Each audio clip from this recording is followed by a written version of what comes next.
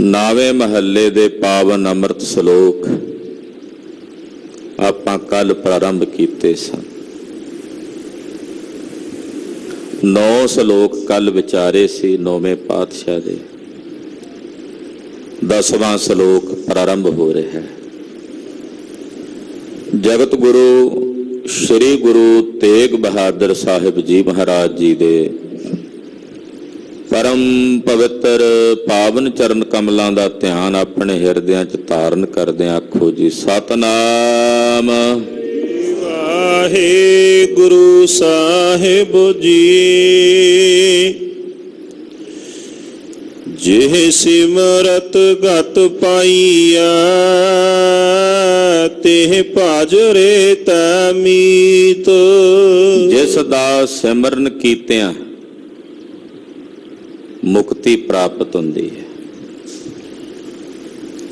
इत्थे गत दा अर्थ है मुक्ति। गत दा अर्थ अवस्था भी हुंदा है। अवस्था नूं भी गत कहंदे है ते गत नाम मुक्ति दा भी है। पिछे जी एक सज्जन ने गत दा अर्थ कीता गति, स्पीड। स्पीड अर्थ नहीं है इत्थे गत दा।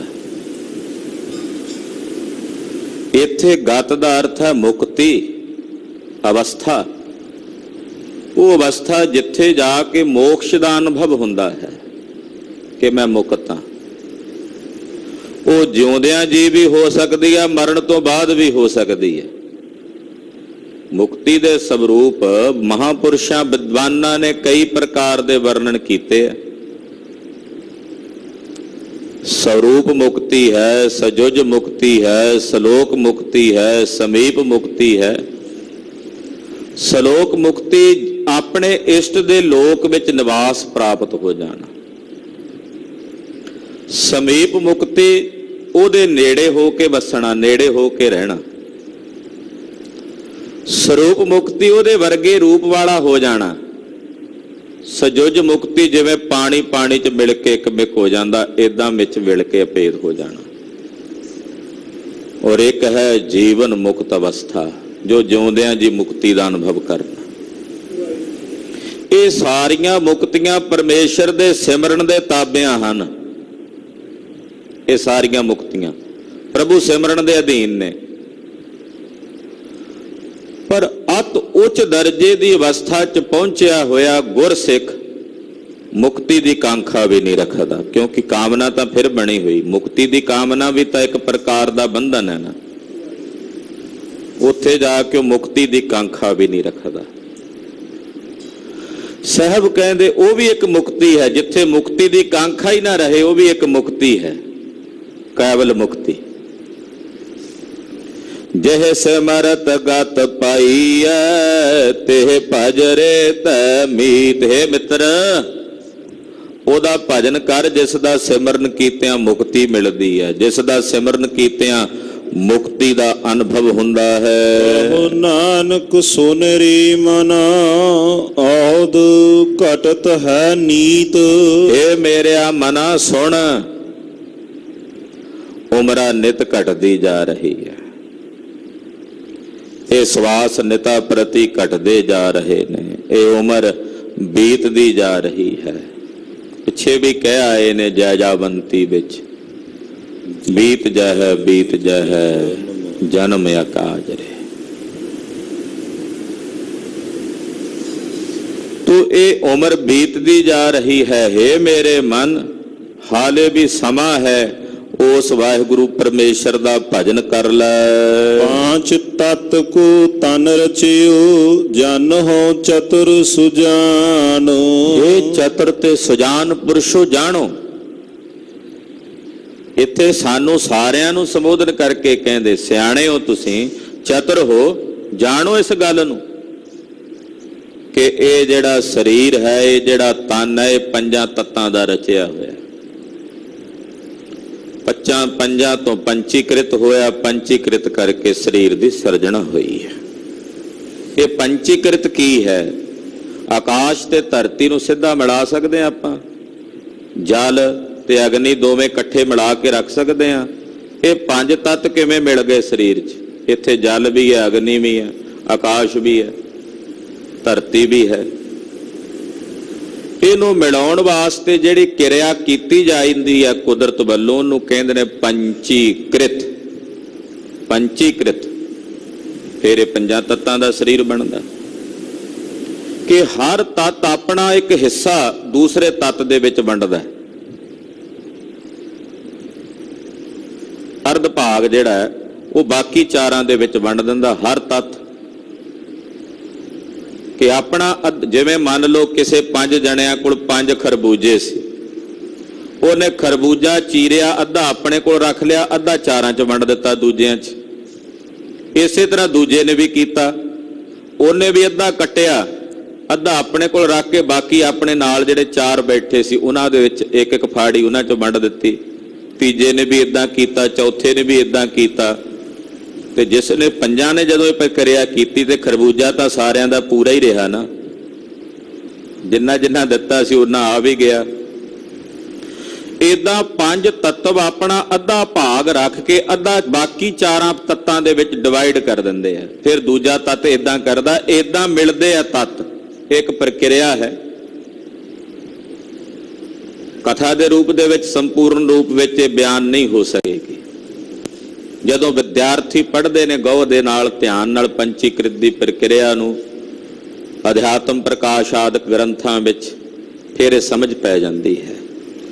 ਮਹਾਰਾਜ ਜੀ ਕਹਿੰਦੇ, ਹੇ ਚਤੁਰ ਸੁਜਾਨ ਪੁਰਸ਼ੋ, ਸੁਣੋ ਕਿ ਪੰਜਾਂ ਤੱਤਾਂ ਦਾ ਇਹ ਤਨ ਰਚਿਆ ਹੋਇਆ।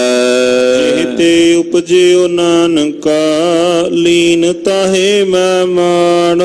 ਜਿਨ੍ਹਾਂ ਪੰਜਾਂ ਤੱਤਾਂ ਤੋਂ ਇਹ ਸਰੀਰ ਪੈਦਾ ਹੋਇਆ, ਉਹਨਾਂ ਪੰਜਾਂ ਤੱਤਾਂ ਵਿੱਚ ਇਸ ਸਰੀਰ ਨੇ ਮਿਲ ਜਾਣਾ, ਲੀਨ ਹੋ ਜਾਣਾ। ਇਹ ਗੱਲ ਮੰਨ ਲੈ। ਯਾਨੀ ਕਿ ਜੋ ਪੰਜਾਂ ਤੱਤਾਂ ਵਿੱਚ ਚੇਤਨ ਸੀ, ਤੂੰ ਉਹ ਹੈ। ਇਹਨਾਂ ਪੰਜਾਂ ਤੱਤਾਂ ਦੇ ਵਿੱਚ ਇਹ ਤਨ ਲੀਨ ਹੋ ਗਿਆ, ਉਹਦੇ ਤੋਂ ਬਾਅਦ ਜਿਹੜਾ ਚੇਤਨ ਰਹੇਗਾ ਤੂੰ ਉਹ ਹੈ।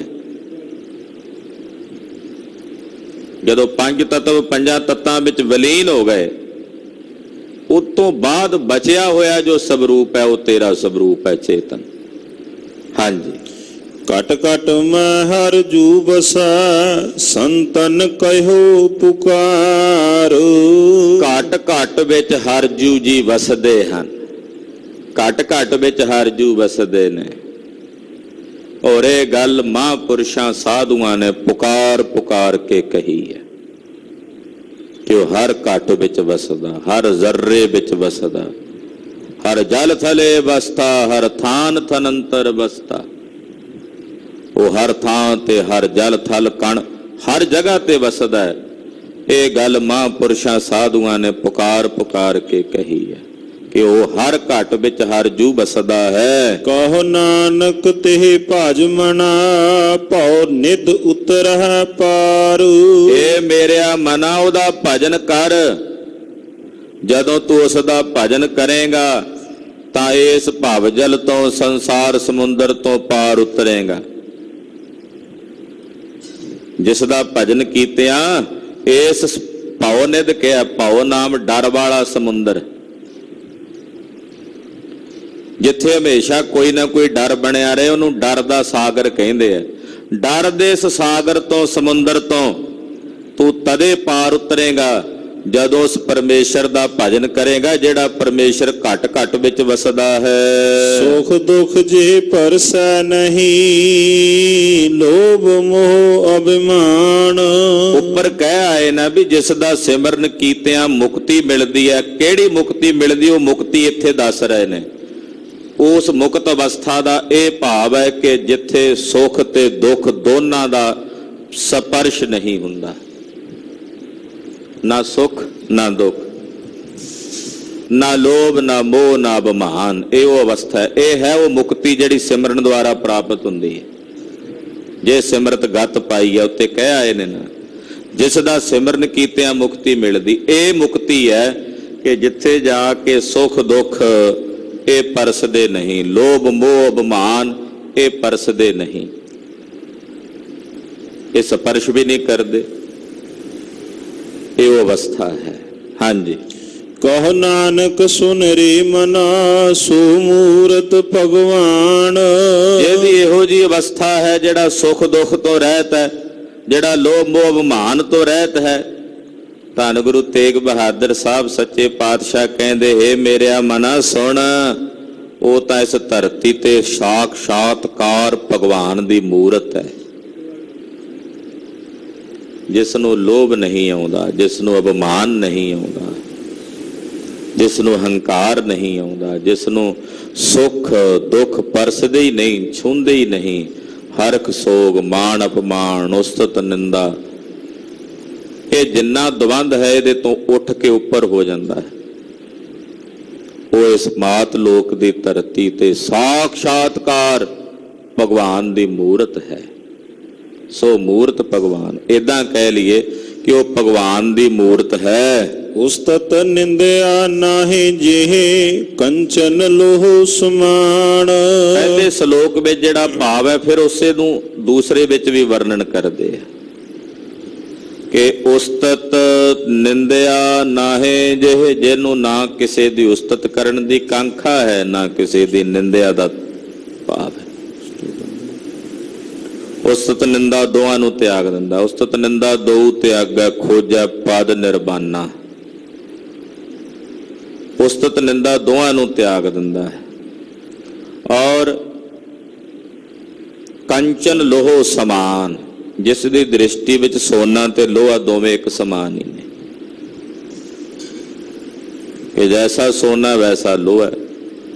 ਇੱਕ ਜਗ੍ਹਾ ਤੇ ਗੁਰਦੇਵ ਨੇ ਸੋਨੇ ਨੂੰ ਮਿੱਟੀ ਬਰਾਬਰ ਵੀ ਕਿਹਾ, ਜੈਸਾ ਸੋਨਾ ਵੈਸੀ ਮਿੱਟੀ। ਤੂੰ ਸੋਨੇ ਤੇ ਲੋਹੇ ਨੂੰ ਇੱਕ ਸਮਾਨ ਦ੍ਰਿਸ਼ਟੀ ਨਾਲ ਵੇਖਦਾ ਹੈ। ਕਹੋ ਨਾਨਕ ਸੁਨ ਰੇ ਮਨਾ ਮੁਕਤ ਤਾਹੀ ਤਾ ਜਾਨ। ਹੇ ਮੇਰੇ ਮਨ, ਨੌਵੇਂ ਪਾਤਸ਼ਾਹ ਕਹਿੰਦੇ, ਹੇ ਮੇਰੇ ਮਨ ਸੁਣ, ਜਿਹੜਾ ਐਸੀ ਅਵਸਥਾ ਦਾ ਧਾਰਨੀ ਹੈ ਉਹ ਜਿਉਂਦਿਆਂ ਜੀ ਮੁਕਤ ਹੈ। ਉਹ ਇਸ ਸਰੀਰ ਵਿੱਚ ਰਹਿੰਦਿਆਂ ਹੀ ਮੁਕਤ ਹੈ, ਉਹਨੂੰ ਤਾਂ ਕੋਈ ਬੰਧਨ ਹੈ ਹੀ ਨਹੀਂ। ਕੋਈ ਉਸਤਤ ਕਰ ਜੇ ਉਹਨੂੰ ਖੁਸ਼ੀ ਨਹੀਂ, ਕੋਈ ਨਿੰਦਾ ਕਰ ਜੇ ਇੱਥੇ ਗਮ ਨਹੀਂ। ਸੋਨਾ ਤੇ ਲੋਹਾ ਦੋਵੇਂ ਜਿਸ ਦੀ ਦ੍ਰਿਸ਼ਟੀ ਵਿੱਚ ਇੱਕ ਸਮਾਨ ਨੇ। ਚਲਾ ਜਾਏ ਗਮ ਨਹੀਂ, ਆ ਜਾਏ ਹਰਖ ਨਹੀਂ। ਜਿਹੜਾ ਐਸੀ ਅਵਸਥਾ ਦਾ ਧਾਰਨੀ ਹੈ, ਮਹਾਰਾਜ ਜੀ ਕਹਿੰਦੇ ਉਹ ਮੁਕਤ ਹੈ। ਹਰਖ ਸੋਗ ਜਾ ਕੈ ਨਹੀਂ ਬੈਰੀ ਮੀਤ ਸਮਾਨ। ਜਿਸ ਇੱਥੇ ਗੱਲ ਇਹ ਆ ਰਹੀ ਹੈ ਵੀ ਦਵੰਦ ਨਹੀਂ ਹੈ, ਇੱਕੋ ਭਾਵ ਚੱਲ ਰਿਹਾ ਪਿੱਛੇ ਦੋ ਸ਼ਲੋਕਾਂ ਵਿੱਚ, ਜੋ ਅੱਗੇ ਤੀਜੇ 'ਚ ਵੀ ਉਹੀ ਭਾਵ। ਇਹ ਮੇਰੇ ਸਾਹਿਬ ਦੀ ਆਪਣੀ ਅਵਸਥਾ, ਨੌਵੇਂ ਗੁਰਦੇਵ ਦੀ, ਜਿਹੜੀ ਇਸ ਸ਼ਲੋਕਾਂ ਵਿੱਚ ਵਰਣਨ ਹੋ ਰਹੀ ਹੈ ਕਿ ਨਾ ਹਰਖ ਹੈ ਨਾ ਸੋਗ ਹੈ। ਹਰਖ ਸੋਗ ਜਾ ਕੈ ਨਹੀਂ, ਜਿਸ ਦੇ ਹਿਰਦੇ 'ਚ ਨਾ ਹਰਖ ਹੈ ਨਾ ਸੋਗ ਹੈ। ਆਏ ਦੀ ਖੁਸ਼ੀ ਨਹੀਂ, ਗਏ ਦਾ ਗਮ ਨਹੀਂ, ਦੁੱਖ ਨਹੀਂ, ਸੋਗ ਨਹੀਂ। ਬੈਰੀ ਮੀਤ ਸਮਾਨ, ਵੈਰੀ ਤੇ ਮਿੱਤਰ ਇੱਕ ਸਮਾਨ ਦਿਸਣੇ। ਬੜੀ ਔਖੀ ਘਾਟੀ ਹੈ ਗੁਰੂ ਖਾਲਸਾ ਜੀ। ਰਾਹ ਜਾਂਦਿਆਂ ਜੇ ਕੋਈ ਜਿਹਨੇ ਨਾਲ ਸਾਡੀ ਜਾਣ ਪਹਿਚਾਣ ਵੀ ਨਾ ਹੋਵੇ, ਉਹ ਕਿਤੇ ਮਾੜੀ ਜੀ ਟੇਢੀ ਭੌਂ ਕਰਕੇ ਵੀ ਸਾਡੇ ਵੱਲ ਵੇਖ ਲੈ ਨਾ, ਸੜਕ ਤੇ ਜਾਂਦਿਆਂ, ਗੱਡੀ ਚਲਾਉਂਦਿਆਂ, ਸਕੂਟਰ ਕਾਰ ਚਲਾਉਂਦਿਆਂ, ਮਾੜਾ ਜਿਹਾ ਵੀ ਕਿਤੇ ਉਹਨੇ ਹੋਰਨ ਮਾਰ ਦਿੱਤਾ ਤੇ ਸਾਡੀ, ਕਿਉਂ ਮਾਰ ਦਿੱਤਾ ਹੋਰਨੇ ਨੇ? ਜਿਹਦੇ ਨਾਲ ਜਾਣ ਪਹਿਚਾਣ ਵੀ ਨਹੀਂ, ਸਾਡਾ ਤਾਂ ਵੈਰ ਉਹਦੇ ਨਾਲ ਵੀ ਬਣ ਜਾਂਦਾ। ਔਰ ਜਿਸ ਨੂੰ ਅਸੀਂ ਜਾਣਦੇ ਹਾਂ ਔਰ ਸਾਡਾ ਉਹਦੇ ਨਾਲ ਵੈਰ ਹੈ, ਉਹਨੂੰ ਵੈਰੀ ਕਰਕੇ ਨਾ ਵੇਖਣਾ, ਇਹ ਦ੍ਰਿਸ਼ਟੀ ਕਿੱਡੀ ਉੱਚੀ ਹੋਵੇਗੀ। ਉਹ ਵੈਰੀ ਦਿਸੇ ਹੀ ਨਾ। ਧੰਨ ਗੁਰੂ ਅਰਜਨ ਦੇਵ ਸਾਹਿਬ ਸਹਿਸ ਕਿਰਤੀ ਦੇ ਸ਼ਲੋਕਾਂ ਵਿੱਚ ਦੱਸਦੇ ਆ,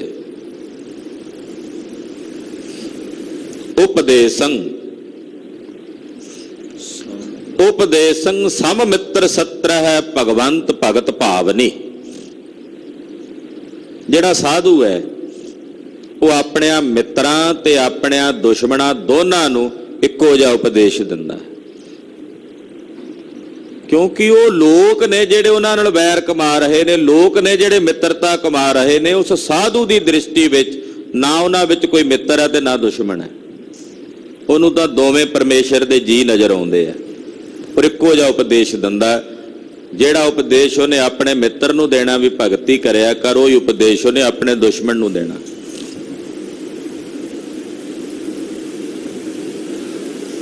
ਪਾਤਸ਼ਾਹ ਕਹਿੰਦੇ ਜਿਸ ਦੇ ਹਿਰਦੇ ਵਿੱਚ ਨਾ ਹਰਖ ਹੈ ਨਾ ਸੋਗ ਹੈ, ਤੇ ਬੈਰੀ ਮੀਤ ਸਮਾਨ। ਜਿਸ ਦੇ ਹਿਰਦੇ ਵਿੱਚ ਵੈਰੀ ਤੇ ਮਿੱਤਰ ਦੋਵੇਂ ਇੱਕ ਸਮਾਨ ਨੇ। ਇਹ ਨਹੀਂ ਕਿ ਕੋਈ ਵੈਰੀ ਆਵੇ। ਕੁਹਾੜਾ ਜਦੋਂ ਚੰਦਨ ਨੂੰ ਕੱਟਦਾ ਨਾ, ਤੇ ਚੰਦਨ ਇਹ ਨਹੀਂ ਕਹਿੰਦਾ ਉਹ ਕੁਹਾੜਿਆ ਤੂੰ ਮੈਨੂੰ ਕੱਟ ਰਿਹਾ, ਮੈਂ ਤੈਨੂੰ ਖੁਸ਼ਬੂ ਨਹੀਂ ਦੇਣੀ। ਉਹਦੇ ਮੂੰਹ ਨੂੰ ਵੀ ਖੁਸ਼ਬੂ ਨਾਲ ਭਰ ਦਿੰਦਾ ਆਪਣੇ ਰਸ ਨਾਲ। ਉਹਦੇ ਅੰਦਰ ਵੈਰ ਨਹੀਂ ਹੈ। ਇਹ ਸਾਧੂ ਦੀ ਬਿਰਤੀ ਹੈ। ਜੇ ਦੁਸ਼ਮਣੀ ਦਾ ਭਾਵ ਰੱਖਣ ਵਾਲਾ ਸੀ ਔਰੰਗਜ਼ੇਬ, ਤੇ ਉਹਦਾ ਲੜਕਾ ਬਹਾਦਰ ਸ਼ਾਹ ਮਹਾਰਾਜ ਜੀ ਦੀ ਸ਼ਰਨ ਆਉਂਦਾ, ਤੇ ਮਹਾਰਾਜ ਜੀ ਉਹਦੇ ਨਾਲ ਵੈਰ ਨਹੀਂ ਪਾਲਦੇ। ਕਹਿੰਦੇ ਆ ਭਾਈ ਤੈਨੂੰ ਬਾਦਸ਼ਾਹੀ ਦੇ ਦਿੰਦੇ ਆ। ਵੈਸੇ ਤਾਂ ਔਰੰਗਜ਼ੇਬ ਤੋਂ ਬਾਅਦ ਬਾਦਸ਼ਾਹੀ ਅਸੀਂ ਖਤਮ ਕਰ ਦਿੱਤੀ ਸੀ, ਤੂੰ ਸ਼ਰਨ ਆ ਗਿਆ, ਤੈਨੂੰ ਫਿਰ ਦੇ ਦਿੰਦੇ ਆ, ਪਰ ਤੇਰੇ ਤੱਕ ਹੀ ਸੀਮਤ ਰਹੇਗੀ। ਜਿਨ੍ਹਾਂ ਦੀ ਦ੍ਰਿਸ਼ਟੀ ਵਿੱਚ ਵੈਰੀ ਤੇ ਮਿੱਤਰ ਦੋਵੇਂ ਇੱਕ ਸਮਾਨ ਹਨ। ਹਾਂਜੀ, ਕਹੋ ਨਾਨਕ ਸੁਨ ਰੇ ਮਨਾ, ਮੁਕਤ ਤਾਹੇ ਤਾ ਜਾਨ। ਜਦੋਂ ਵੈਰੀ ਮੀਤ ਸਮਾਨ ਦੀ ਗੱਲ ਆਉਂਦੀ ਤੇ ਮੈਨੂੰ ਪੈਂਦੇ ਖਾਂ ਦਾ ਜੰਗ ਚੇਤੇ ਆਉਂਦਾ 6ਵੇਂ ਪਾਤਸ਼ਾਹ ਨਾਲ। ਉਹ 14 ਵਰ੍ਹਿਆਂ ਦਾ ਇੱਕ ਬੱਚਾ ਵੱਡੇ ਮੀਰ ਪਿੰਡ ਤੋਂ ਚੱਲ ਕੇ ਕਰਤਾਰਪੁਰ ਸਾਹਿਬ ਗੁਰੂ ਹਰਗੋਬਿੰਦ ਸਾਹਿਬ ਦੀ ਸ਼ਰਨ ਆਇਆ ਆਪਣੇ ਮਾਮੇ ਨਾਲ। ਵੇਖੀ ਕੱਦ ਕਾਠੀ, 14 ਸਾਲ ਦੀ ਉਮਰ 'ਚ ਵਾਹਵਾ ਉੱਚੀ। ਤੇ ਮਹਾਰਾਜ ਜੀ ਕਹਿੰਦੇ ਭਾਈ ਇਹ ਕੌਣ ਹੈ? ਕਹਿੰਦਾ ਜੀ ਮੇਰਾ ਭਾਣਜਾ, ਇਹਦੇ ਮਾਂ ਪਿਓ ਮਰ ਗਏ ਨੇ। ਮਹਾਰਾਜ ਕਹਿੰਦੇ ਇਹਦਾ ਮਾਂ ਬਾਪ ਮੈਂ ਹਾਂ, ਸਾਡੇ ਕੋਲ ਛੱਡ ਜਾਓ। ਉਸ ਅਨਾਥ ਨੂੰ ਆਪਣੇ ਕੋਲ ਰੱਖ ਕੇ ਹੁਕਮ ਕੀਤਾ 2 ਮਈਆਂ ਦਾ ਦੁੱਧ ਚੋ ਕੇ ਉਹਨੂੰ ਕਾੜ ਕਾੜ ਕੇ ਉਹਦੇ 'ਚ ਮੇਵੇ ਪਾ ਕੇ, ਉਹਦੇ 'ਚ ਬਦਾਮ ਪਾ ਕੇ, ਉਹਦੇ 'ਚ ਪਿਸਤੇ ਪਾ ਕੇ, ਉਹਦੇ 'ਚ ਕਾਜੂ ਪਾ ਕੇ, ਅਖਰੋਟ ਪਾ ਕੇ ਜਦੋਂ ਕੜ ਕੜ ਕੇ ਸਵਾਇਆ ਜਾ ਰਿਹਾ ਜੇ ਨਾ ਕਿਲੋ 2 ਕਿਲੋ, ਤੇ ਉਹ ਇਹਨੂੰ ਛਕਾਉਣਾ ਤੇ ਛਕਾ ਕੇ ਫਿਰ ਇਹਦੇ ਕੋਲੋਂ ਕਸਰਤ ਕਰਾਉਣੀ ਹੈ। ਅਸੀਂ ਚੱਲਿਆ ਨਾਨਕ ਮਤੇ, ਉੱਥੋਂ ਪਰਤ ਕੇ ਆਈਏ ਤੇ ਇਹਦਾ ਸਰੀਰ ਸਾਨੂੰ ਭਰਿਆ ਹੋਇਆ ਜਾਪੇ। ਰੀਝਾਂ ਨਾਲ ਪਾਲਿਆ ਪੈਂਦੇ ਨੂੰ, ਬੜਾ ਹਿੱਤ ਕਰਨਾ। ਕਾਬਲ ਤੋਂ ਆਏ ਇੱਕ ਸਿੱਖ ਨੇ ਬੜਾ ਕੀਮਤੀ ਘੋੜਾ ਸਾਹਿਬ ਨੂੰ ਭੇਟ ਕੀਤਾ, ਤੇ ਪੈਂਦੇ ਨੇ ਆਖਿਆ ਮਹਾਰਾਜ ਬੜਾ ਸੋਹਣਾ। ਸਤਿਗੁਰੂ ਕਹਿੰਦੇ ਲੈ ਤੂੰ ਲੈ ਜਾ ਬਈ। ਕੋਈ ਚੰਗਾ ਸ਼ਸਤਰ ਆਉਣਾ, ਤੇ ਜੇ ਕਿਤੇ ਪੈਂਦੇ ਨੇ ਕਹਿ ਦੇਣਾ ਮਹਾਰਾਜ ਬੜਾ ਸੋਹਣਾ ਸ਼ਸਤਰ, ਮਹਾਰਾਜ ਜੀ ਨੇ ਕਹਿਣਾ ਲੈ ਤੂੰ ਗਾਤਰੇ ਸਜਾ ਲੈ, ਇੰਨਾ ਪਿਆਰ ਕਰਨਾ।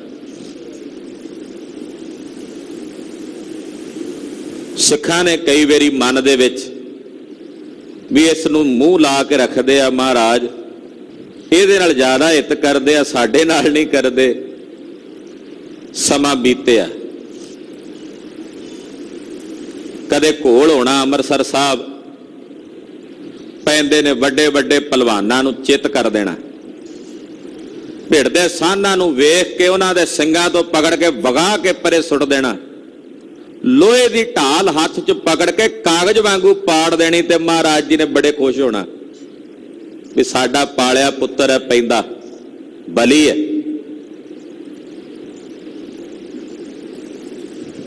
ਤੇ ਕਦੇ ਮਾਣ ਆ ਜਾਣਾ ਮਨ 'ਚ ਵੀ ਮੈਂ ਬੜਾ ਬਲੀ ਆ, ਤੇ ਫਿਰ 6ਵੇਂ ਪਾਤਸ਼ਾਹ ਨੇ ਕਮਰ ਕੱਸਾ ਕਰਕੇ ਆ ਜਾਣਾ।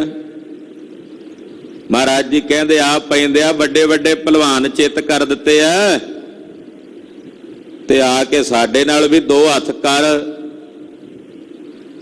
ਜਦੋਂ ਸਾਹਿਬ ਨਾਲ 2 ਹੱਥ ਕਰਕੇ ਜ਼ੋਰ ਲਾਣਾ, ਤਾਣ ਲਾਣਾ, ਤੇ ਮੇਰੇ ਸਾਹਿਬ ਨੇ ਇੱਕੋ ਧੋਬੀ ਪਟਾਕ ਮਾਰਨਾ ਤੇ ਜ਼ਮੀਨ ਤੇ ਧੋਬੀ ਪਟਕਾ ਤੇ ਸਤਿਗੁਰਾਂ ਚਲੇ ਜਾਣਾ ਤੇ ਪਿੱਛੋਂ ਇਹਨੇ ਸਿੱਖਾਂ ਨੂੰ ਕਹਿਣਾ ਮੈਂ ਤਾਂ ਗੁਰੂ ਸਾਹਿਬ ਕਰਕੇ ਲਿਹਾਜ਼ ਕਰ ਗਿਆ, ਉਹਨਾਂ ਨੂੰ ਥੋੜੀ ਹਰਾਉਣਾ ਸੀ। ਜ਼ੋਰ ਚੱਲੇ ਨਾ ਸਾਹਿਬ ਫਿਰ ਵੀ ਹੱਸਦੇ ਰਹਿਣਾ, ਇਹਦੇ ਤੇ ਖੁਸ਼ ਰਹਿਣਾ। ਅਖੀਰ ਫੌਜਾਂ ਲੈ ਆਇਆ, 1 ਲੱਖ ਫੌਜ ਚੜਾ ਕੇ ਲਿਆਇਆ ਕਰਤਾਰਪੁਰ ਸਾਹਿਬ। 6ਵੇਂ ਪਾਤਸ਼ਾਹ ਨਾਲ ਲੜਿਆ, ਘੋੜਾ ਫੜ ਕੇ ਮਹਾਰਾਜ ਸੱਚੇ ਪਾਤਸ਼ਾਹ ਜੀ ਦਾ ਵਗਾ ਕੇ ਥੱਲੇ ਸੁੱਟਿਆ ਤੇ ਗੁਰਦੇਵ ਪੱਬਾਂ ਤੇ ਆ ਗਏ। ਲੜੇ, ਕਹਿੰਦੇ ਪੈਂਦਿਆ ਵਾਰ ਤੂੰ ਕਰੀ ਚੱਲ ਪਹਿਲਾਂ, ਮੁੜ ਕੇ ਤੇਰੀ ਰੀਝ ਨਾ ਰਹਿ ਜੇ ਵੀ ਮੈਂ ਵਾਰ ਕਰ ਨਹੀਂ ਸਕਿਆ। ਤੇ ਪੈਂਦੇ ਨੇ ਵਾਰ ਕੀਤੇ, ਤਲਵਾਰ ਟੁੱਟ ਗਈ ਤੇ ਹੁਣ ਸਾਹਿਬ ਦੇ ਵਾਰ ਦੀ ਵਾਰੀ ਆਈ। ਕਹਿੰਦੇ ਲੈ ਪੈਂਦਿਆ ਪੜ ਕਲਮਾ।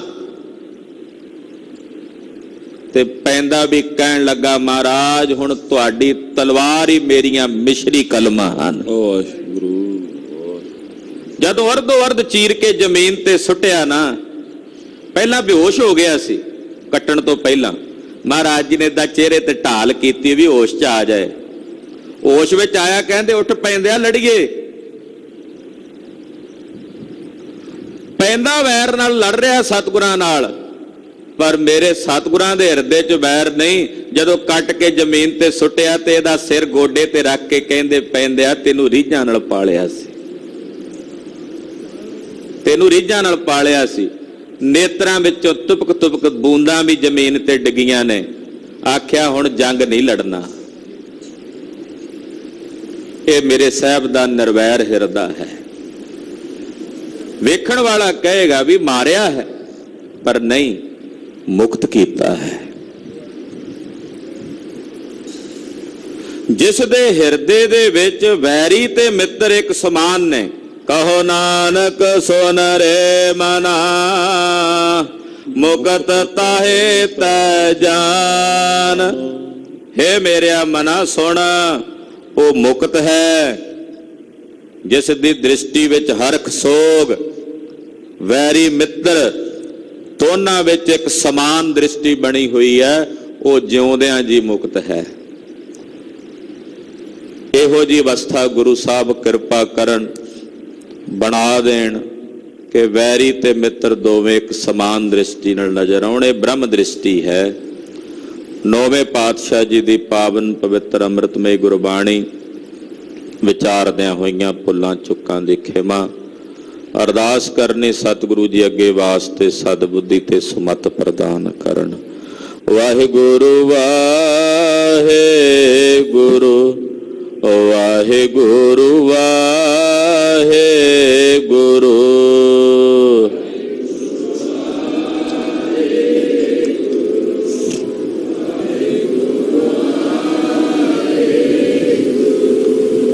ਵਾਹਿਗੁਰੂ ਵਾਹਿਗੁਰੂ ਵਾਹਿਗੁਰੂ ਵਾਹਿਗੁਰੂ।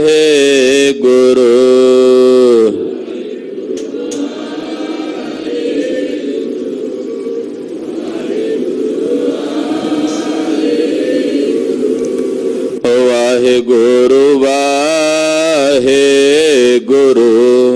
ਵਾਹਿਗੁਰੂ ਵਾਹਿਗੁਰੂ।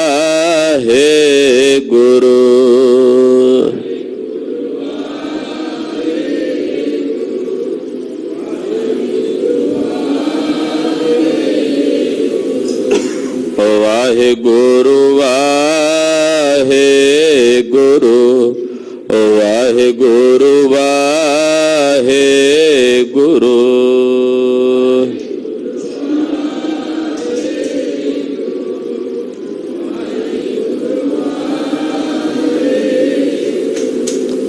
ਵਾਹਿਗੁਰੂ ਵਾਹਿਗੁਰੂ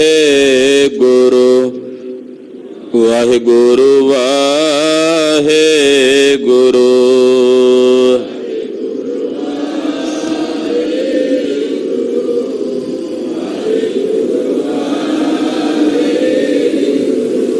ਵਾਹਿਗੁਰੂ ਜੀ ਕਾ ਖਾਲਸਾ, ਵਾਹਿਗੁਰੂ ਜੀ ਕੀ ਫਤਿਹ।